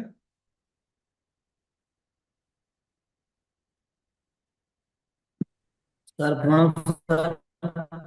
प्रणाम सर, प्रणाम। उड़ीसा से सर बोल। सर बोलिए दो सर। तीन हुआ मेरे वाइफ, 2-3 दिन हुआ सर मेरे वाइफ को वायु लेते हुए सर थोड़ा चेस्ट पेन थोड़ा थोड़ा हो रहा है सर। तो इसके लिए सर क्या इलाज हो सकता है सर? चेस्ट पेन अगर हो रहा है तो हो सकता है गैसेस एसिडिटी वैसेस तो बन रहे नहीं हो। सर बोल रहा है। हम्म। क्या बोले सर? लैट्रिन तो ठीक जा रहा है सर और एसिड तो नहीं। लैट्रिन तो ठीक जा रहा है सर। हम्म। चेस्ट पेन हो रहा है तो थोड़ा देखिए सर लिपिड प्रोफाइल करा के, कोलेस्ट्रॉल ट्राइग्लिसराइड का पोजीशन क्या है। ट्राइग्लिसराइड बढ़ा तो नहीं है? ट्राइग्लिसराइड अगर बढ़ा है तो भी डरने की बात नहीं है। तुरंत इमली पानी स्टार्ट करिए, 11.5 pH का पानी रात को 8 बजे निकालिए, कांच का बोतल लीजिए, उसमें उस पानी को भर दीजिए। पानी आधा लीटर लें, बोतल भी छोटी ही लेना है, आधा लीटर की, और उसमें इमली डाल दीजिए। इमली डाल के नेक्स्ट डे उस इमली और उस पानी को पूरा मैश कर दो, फिर उस पानी को आप छान लो, फिल्टर कर लो, थोड़ा सा गर्म करके उनको पिलाइए। तो अगर कुछ कचरा हो, कुछ ट्राइग्लिसराइड बढ़ गए हो, तो वो ठीक हो जाएंगे। और ब्लैक कॉफी में आपका जो है, without sugar, without Honey, without milk, उसके इमली पानी के घंटे बाद ब्लैक कॉफी पिलाइए। और जो है डेयरी प्रोडक्ट्स बंद कर दीजिए 4 एक दिन के लिए। और इसके बाद प्याज जरूर लीजिए खाने में। प्याज रोटी है ना, प्याज है, उसका एक क्रश सैलेड बना के लीजिए, प्याज टमाटो गाजर। टमाटो भी टेस्ट करिए, क्योंकि आजकल टमाटो भी कड़वे निकल रहे हैं, तो उनको भी एक बार चेक करिए। और डेयरी प्रोडक्ट से दूर रहिए थोड़ा। और इमली पानी, ब्लैक कॉफी, ये लीजिए 7 दिन, और उसके बाद बताइएगा। अगर फिर भी दर्द होता है तो फिर डॉक्टर को दिखाइए, है ना। Thank you sir. ठीक है। ओप्पो अनम्यूट करें।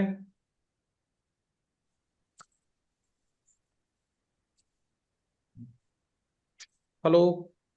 हेलो। हम्म। नमस्कार सर। नमस्कार। सर डाइजेशन ठीक से नहीं होता सर, पेट ठीक से साफ नहीं हो रहा है। साफ पेट नहीं हो रहा है तो आप अनार का जूस पीजिए, अनार के दाने लीजिए, और अनार का छिलका भी उसमें डालिए। 9.5 pH का पानी बना के उसका बढ़िया डेली यूज करिए, ऑटोमेटिक पेट साफ होने लग जाएगा। तो 9.5 का तो पी रहा हूँ सर पानी उसका। हाँ, तो पी रहे हैं तो साफ नहीं हो रहा है ना पेट, तो जो बता रहा है वो करेंगे ना, जो अभी बताया गया जी। है। अनार का जूस हाँ। सुबह खाली पेट में। सुबह तो सब खाली पेट ही होते हैं सर, हम्म। है ना। तो किस नाम से साफ नहीं हो रहा सर, समझ नहीं आ रहा है। जूस पीजिए। आपका कैल्शियम मैग्नीशियम की कमी से जनरली पेट गड़बड़ हो जाता है। पान डेली खाइए। हम्म। और ये कैमरा बंद करके नेक्स्ट टाइम पान हम आपको अनम्यूट नहीं करेंगे, ये लास्ट टाइम है। तो अगर कोई आपत्तिजनक नहीं, स्थिति कैमरा में बंद हो, नहीं किया सर।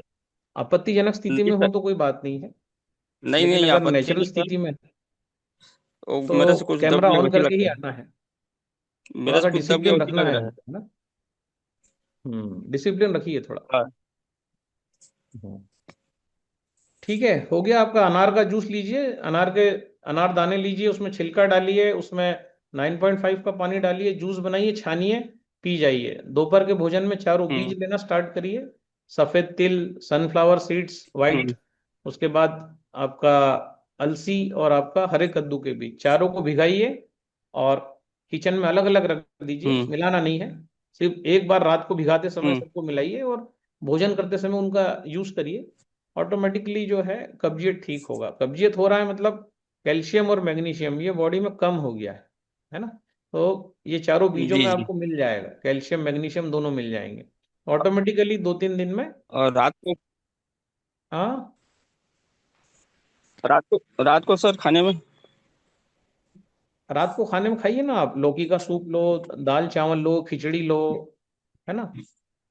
भुट्टा लो, स्वीट कॉर्न ले सकते हैं। आपको फाइबर की कमी से भी कॉन्स्टिपेशन होता है, तो कॉर्न जो होता है मक्के का रोटी ले सकते हैं, और या फिर मक्के का कॉर्न, बॉइल कॉर्न हम्म ले सकते हो, है ना। हम्म, लेकिन अनार का जूस लेना पड़ेगा आपको आठ ठीक दस सर। दिन अनार का जूस भी विदाउट छिलका काम नहीं करेगा, उसका छिलका भी डालिए, छिलका मत फेंकिए, ठीक है। हम्म। और जैसे ये मसल पेन के लिए क्या है सर? मसल पेन के लिए आपका चुकंदर, बीट रूट, वो डेली अपने भोजन में रखिए दोपहर के खाने में। फास्फोरस की कमी से मसल पेन होते हैं। हाँ, पैर के नीचे जो मसल है। हाँ हाँ, एक वो गेहूं का फास्फोरस, जौ का आटा क्या बोल रहे थे सर, वो 3 ग्राम ऐसे कुछ बता रहे थे एक दिन। व्हीट ग्रास पाउडर, गेहूं के ज्वारे का पाउडर बाजार में मिलता है, उसकी बात। गेहूं का ज्वारे का हाँ, दोनों दोनों मिक्स रहता है क्या सर? गेहूं का ज्वारा वो होता है भैया, जो नवरात्रि में जब माता जी बैठती हैं तो अपन गेहूं बोते हैं, तो उसमें हरे हरे जो कोम फूटते हैं, कोपल, उसको बोलते हैं ज्वारा। जी जी। जो उसका विसर्जन कर दिया अच्छा। जाता है 9 दिन बाद, उसमें कुछ मिक्स नहीं होता, उस ज्वारे को सुखा के हम्म। उसी का पाउडर बनाया जाता है, जी जी। ठीक है। Thanks sir. ओके।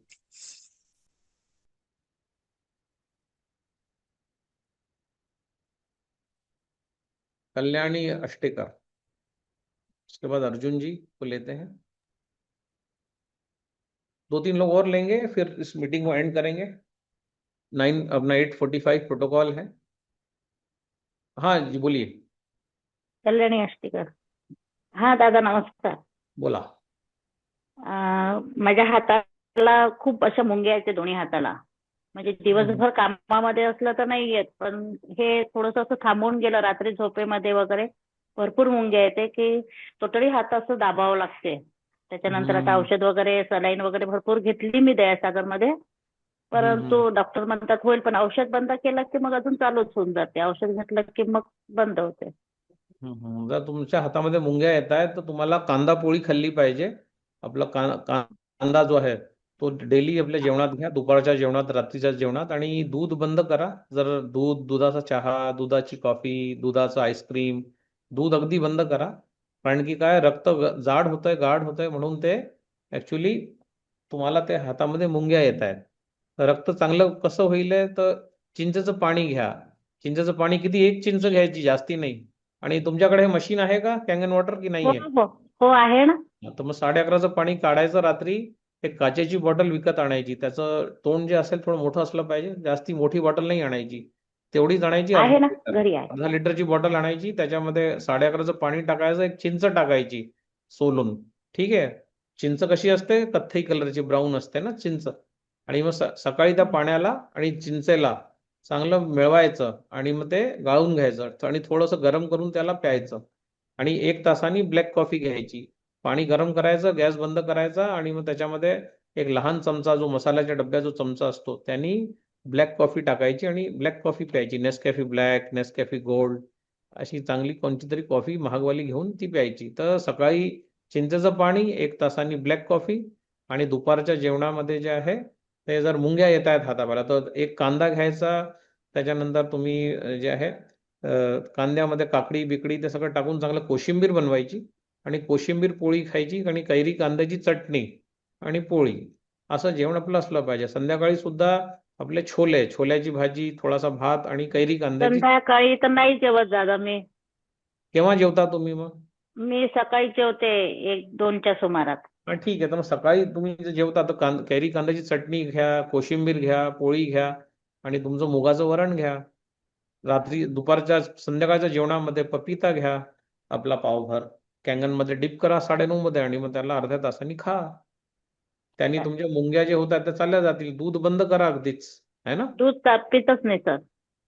हो, पण मग रक्त खराब होत आहे तर ते चिंचेच्या पाण्याने नीट होईल 15 दिवसात, मुंग्या बंद होतील. ठीक आहे. हो हो चालेल. धन्यवाद दादा. अर्जुन जांघेल जी म्यूट करें. हेलो, प्रणाम दादा, प्रणाम प्रणाम।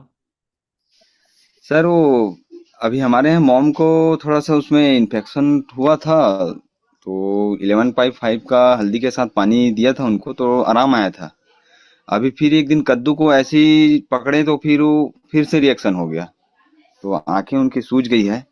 तो क्या हो रहा है उनको? मतलब इन्फ्लेमेशन हो रहा है, मतलब बॉडी में इन्फेक्शन है? किसी भी चीज से छूते हैं या कोई जैसे तो उनको इन्फेक्शन हो जाता है। मतलब ज्यादा था, जैसे कद्दू के जैसे प्लॉट में एक दिन गई थी तो भ्रमण करने के लिए, तो ऐसे एक पत्ते वगैरह छुई तो उनको क्या उनको खुजली हो गया। तो उनसे क्या है ना 11.5 pH का पानी दिया था तो हल्दी की डाल के, तो ठीक आराम आया था। फिर एक दिन क्या है तो कद्दू आप किसकी टीम से हो? वो राजकुमार सर के टीम से हूँ मैं, MP इधर। हाँ, इधर बालोद से। अच्छा जी। तो 11.5 के पानी से स्वेलिंग आ सकता है, अगर उनको सूट नहीं करेगा तो 11.5 का पानी उनको मत दो। सूजन अगर आपका इन्फ्लेमेशन है तो आंखें सूज गई है, आंखें थोड़ा सा, बाकी तो ठीक है, हल्का हल्का थोड़ा सा। लोकल डॉक्टर को दिखा दो, अगर सिर्फ आंखें सूजी है तो। वो कोई एलर्जी हुई होगी तो एंटी एलर्जी की कोई गोली दे देगा। हाँ, एंटी एलर्जी का वो चल रहा है, कुछ ड्रॉप्स वगैरह दिए रहते हैं सुबह सुबह, 3-4 ड्रॉप हैं, तो अलग अलग से उसमें इधर जीभा में डालते हैं तो खाली पेट। हाँ, तो उनको थोड़ा सा ये करना है। एलर्जी का एक ही है रामबाण तरीका, इमली का पानी, और दूसरा है करेले का जूस। 2 छोटे करेले बीज निकाल के कैंगन पानी में जूस बना के, उससे भी कोई इन्फ्लेमेशन कम होता है, सूजन जो है। तो बाकी और इमली के पानी कैसे देना है, मतलब नॉर्मल पानी पे? हाँ, 9:30 के पानी में दो आप इमली को, आधा लीटर पानी में इमली गलाओ। अगले दिन उनको खिलाओ वो इमली का पानी थोड़ा सा गर्म करके, छान के, थोड़ा सा गर्म करके। और सुबह शाम देना है खाली? शाम तो नहीं, एक ही बार दे दो जितना पी सके, बाकी फिर दोपहर में दे दो। सुबह एक बार दे दो 1 गिलास, और एक ऐसा बार नहीं है मतलब खाली पेट या ऐसा है कुछ नहीं, मतलब कभी दे तो सकते एक बार हम दे ही देंगे, जो बच जाएगा। आधा लीटर पूरा नहीं पी पाएंगी वो 9:30, तो बचा हुआ वो दोपहर के भोजन के बाद ले लेंगी। हाँ। करेले का जूस भी ऐसे सेम टू सेम कर सकते हैं। करेला, हाँ, करेला भी दिया जा सकता है। हाँ। इन्फ्लेमेशन कुछ होगा, अंदर गंदगी होगी तो निकल जाएगी। दूध थोड़ा सा बंद रखिएगा अभी, दूध की चाय वाय। हाँ, नहीं वो तो पीते ही नहीं है दूध की चाय। तो ठीक है। ठीक है। और मेरे को थोड़ा डाइजेस्ट का प्रॉब्लम रहता है सर, थोड़ा सा वो, तो मैं भी थोड़ा सा 11 pH का पानी पी रहा था। प्रॉब्लम रहता है तो सौंफ ले लो, पतली वाली बारीक सौंफ, और 100 ग्राम सौंफ ले लो, 100 ग्राम जीरा ले लो, 100 ग्राम अजवाइन ले लो। इन तीनों को तवे पे या कढ़ाई में भून लो, और भूनने के बाद इनका पाउडर बना के रख दो।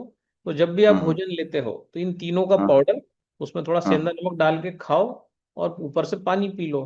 तो ये रोज करो आप, दोपहर के भोजन के बाद और रात्रि भोजन के बाद। ये तीनों चीज, सौंफ, अजवाइन और जीरा, इन तीनों को बराबर मात्रा में सेक के इसका पाउडर बना के रखो, और सेंधा नमक चुटकी भर डाल के उसको खाना है रोज। ऐसे करने से डाइजेशन आपको इम्प्रूव हो जाएगा। जी, ठीक है। ठीक है सर, प्रणाम दादा, प्रणाम। ठीक।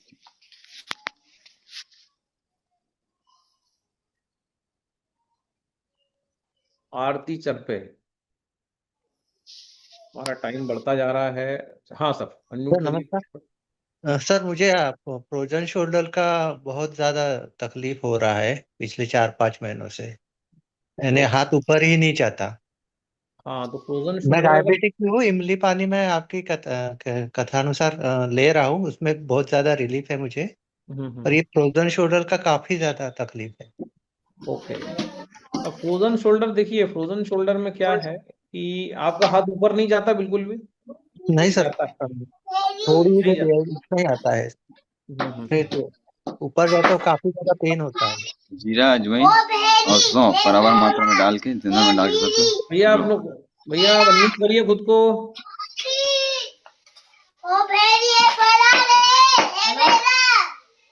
जी सर, जी सर। अरुण जी अनम्यूट करिए खुद को। एक मिनट, एक मिनट, अनम्यूट कर देते हैं। अनम्यूट हो नहीं रहा है सर, कैसे हो गया?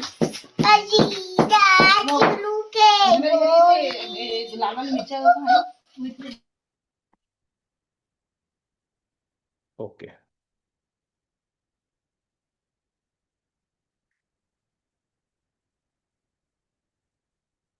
आप थोड़ा सा अनम्यूट हो जाइए। दो काम करिए आप, एक तो जो है चारों बीज खाना चालू करिए। नर्वस जी सिस्टम को ठीक करने के लिए जो कद्दू धनिया का जूस बताते हैं, है ना, जी सर। एक 100 ग्राम कद्दू पीला और एक थोड़ा सा धनिया पत्ता 10-20 ग्राम, उसको 9:30 में डिप करेंगे, आधे घंटे बाद निकाल के उसका भी जूस बना के पियेंगे, तो जी उससे नर्वस सिस्टम ठीक होगा। और आपका जो हाथ रहता है, तो ये जो मसल्स होती है ना, मसल्स मसल्स जो होती हैं, इनको आप दबाना है। ये जो इसको हम बोलते हैं ना बाइसेप्स, तो जी बाइसेप्स के पीछे 2 पॉइंट होते हैं, तो इनको आप दबाइए। तो इनको हम कैसे भी करके दबा सकते हैं। इनको दबाने से जो है ऑटोमेटिकली वो फ्रोजन शोल्डर ठीक हो जाएगा।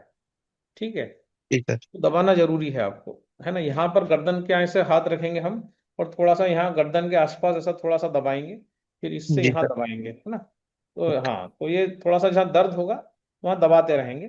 तो ये पहले कंधे को दबाएंगे, फिर जो है बाइसेप्स को ऐसे दबाएंगे, ठीक है, ओके नॉर्मल हमारी ओके। उंगलियों से। ऐसा करने से तुरंत ही आपको रिलीफ मिल जाएगा, और इमीडिएट ही मिल जाएगा। ऐसा 5-7 बार करते रहिए, 20-20 बार दबाइए ऐसे, है ना। और जो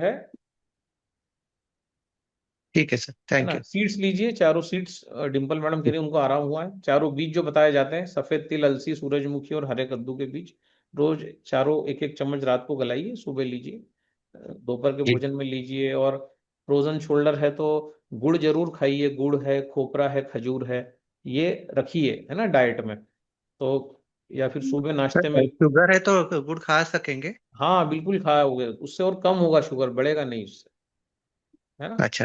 गुड़ खा सकते हैं, गुड़ है, खोपरा है, थोड़ा एक दो खजूर है, वो खा सकते हैं। दूध पीने से शुगर बढ़ जाता है। दूध के प्रोडक्ट्स, दूध, दही, छाछ, ये कुछ भी आइसक्रीम, नहीं इनको लेते सर? खाएंगे तो शुगर बढ़ेगा। कद्दू और धनिया का जूस लेंगे तो शुगर ठीक होगा, इमली पानी से शुगर ठीक होगा, चारों बीजों से शुगर ठीक होगा, और इनसे फ्रोजन शोल्डर भी ठीक होगा। और बाकी जो पहले कंधे को दबाइए और फिर बाइसेप्स को दबाइए ऐसे, है ना, जी सर, जी सर। दबाते रहिए। तो कहीं ना कहीं वो 101 बार दबाइए, दिन में 2-3 बार, तो 300 ठीक बार है। दबेगा, तो कहीं ना कहीं वो मर्म जाने अनजाने में दब जाएगा, तो ठीक हो जाएगा। 2-5-10 दिन लगेंगे, एकदम परफेक्ट हो जाएगा वो। लेकिन पहले कंधे, गर्दन के पास जो कंधे का पोर्शन है, उसकी जी मालिश जरूरी है ना। जी सर, जी। Okay, thank you. Thank you, thank you. Sarita madam unmute करें। शामू जी, एक बच्चे हैं। हेलो दादा, नमस्ते, गुड नमस्कार। मॉर्निंग। आपका एक वो बचा है केस ना, एक वो घुटने खराब जो हो रहे हैं, घुटने जो हाँ, टेढ़े, उनके बारे में थोड़ा आज पूछना आज था। उसको करते हैं, आज सॉल्व करते हैं उसको। ठीक है ना दादा, एक और पूछना था कि दादा हमने है ना थोड़ा घर चेंज किए थे, खुद का घर बांधे उधर आ गए, हम पहले रेंट पे रहते थे। तो दादा वो पानी, जो पानी चेंज हो गया दादा, आरओ का पानी टीडीएस मेंटेन है दादा, लेकिन क्या है वो हमारे मुंह में थोड़े छाले जैसे आ गए, तीनों को, मेरे हस्बैंड को भी, बच्चे को भी और मुझे भी दादा। तो कुछ छाले अगर, उसका मतलब पानी का वगैरह प्रॉब्लम होगा क्या दादा? उसका टीडीएस कितना है, ठीक है पानी, कि पानी में कोई गड़बड़ है? पानी 109 है दादा। और उसका कलर कैसा आता है? पीएच इंडिकेटर डालते तो हरा आता है कि पीला आता है? पानी जो मतलब वो सोर्स 9.5 वाटर का है, दादा?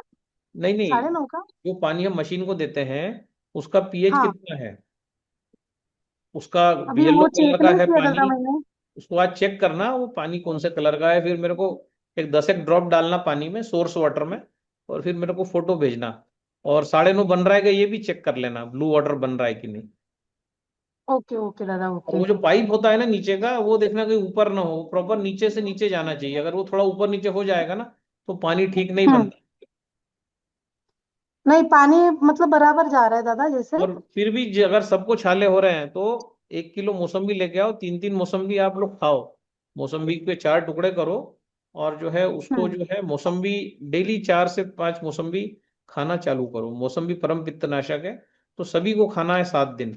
3 मौसम्बी आप खाओ, 3 बच्चे को दो दो। छोटी मौसम्बी अच्छी ग्रीन वाली अच्छी मिलेगी, खट्टी मीठी। मौसम्बी डेली हम्म। खाओ।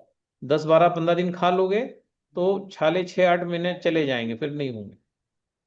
तो ठीक है दादा। मौसम भी इंक्लूड करो, कहीं ना कोई डिफिशियंसी हो गई होगी, एसिड बढ़ गया होगा, कुछ ना कुछ गड़बड़ हुई होगी। नहीं तो छाले नहीं होते हैं जनरली। छाले हो रहे हैं ठीक तो मौसम्बी से ही छाले जाएंगे। ठीक है। ओके दादा ओके। ओके दादा थैंक यू दादा thank you. Thank you. Shyamu sir unmute करें। हाँ सर, नमस्कार सर। नमस्कार। नमस्कार सर। नमस्कार। डोंगरगढ़ छत्तीसगढ़ से बोल रहा हूँ सर। सर, ये धनिया कद्दू का जूस है, उसको सर छान के लेना है कि ऐसे लेना है सर? उसमें थोड़ा पानी मिलाइए, उसको छान के लीजिए। छान के लेंगे, जी जी।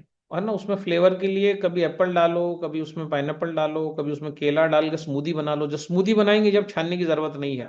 लेकिन अगर हम जी उसमें कोई रसीला फल डालते हैं तो उसको छान जी के फिर हम ले सकते हैं। कभी ककड़ी भी उसमें डाली जा सकती है ना अपना। जी तो थोड़ा सा फ्लेवर आ जाएगा उसमें। बनाना डालेंगे तो वो श्रीखंड जैसा टाइट हो जाएगा। तो इन दैट केस जी फिर छानने से कोई मतलब नहीं है। तो जी अगर बनाना नहीं डालते हैं तो फिर छानिए उसको आप। जी जी। और है सर, ना। ये कॉफी को पानी के साथ पकाना है कि गर्म पानी में कॉफी डाल डाल डाल के गर्म डायरेक्ट पी पानी लेना में कॉफी बनाना है। कॉफी को कभी भी नहीं पकाते हैं, है ना। है? दूध वाली चाय और कॉफी उनको पकाया जाता है, दूध वाली कॉफी को भी नहीं पकाते हैं। तो हमेशा गैस पे पानी डाला, गर्म किया, जैसे ही पानी उबला गैस बंद करा। आप कांच के ग्लास में या चीनी के, जो भी कांच का आपके घर में जो भी यूज करते हैं कप, उसमें डाल लो। और उसमें फिर उस गर्म पानी में 1 चम्मच छोटा मसाले का जो होता है उतना कॉफी डाल दो। ये जी प्रोसीजर होता है कॉफी का। कॉफी को नहीं उबाला जी जी जाता। जी जी। है ना। Thank you sir. ओके।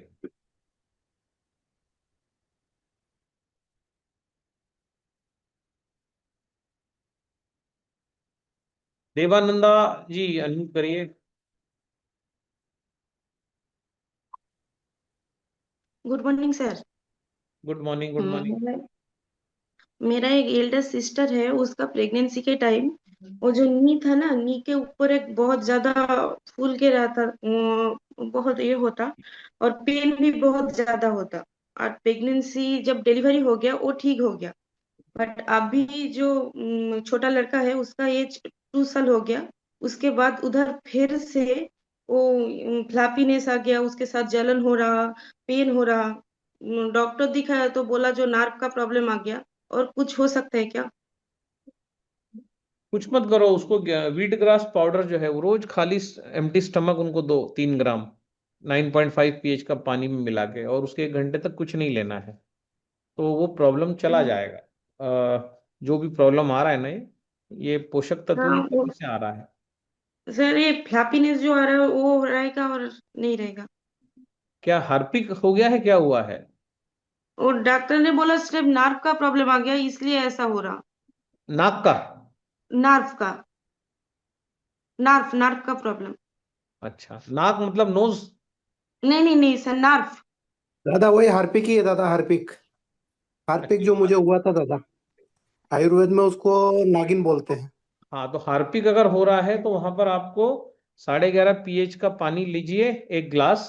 है ना, ऐसा ग्लास लीजिए कांच का। और उसमें 200 ml 11.5 का पानी आ जाएगा, उसमें 1 ढक्कन गोमूत्र डालिए।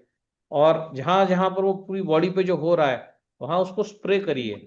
तो उसको स्प्रे करने से वो हार्पिक ठीक होगा।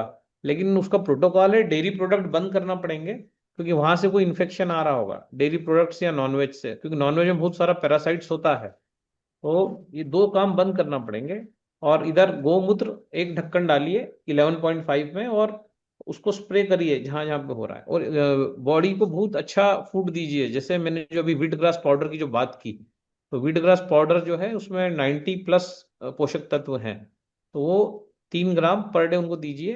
डेयरी प्रोडक्ट्स बंद रहेंगे कुछ दिन, और आपका ये भी बंद रहेगा, क्या कहते हैं, नॉनवेज, ये दोनों चीजें बंद रहेंगी। तो उनका भोजन कैसा रहेगा कि सुबह 11:30 का पानी निकाला, गोमूत्र डाला, रख दिया, वो पानी 2-4 दिन चलेगा, खत्म हो जाए, फिर 11:30 में गोमूत्र बना लो, और जो है इधर आप जो है गेहूं के ज्वारे का पाउडर लो, और इधर जो है उसी में आपका काम हो जाएगा, है ना। एक कैल्शियम को तो एक बोलिए। जगह में है, वो जो नी है ना उसके ऊपर ही हो रहा।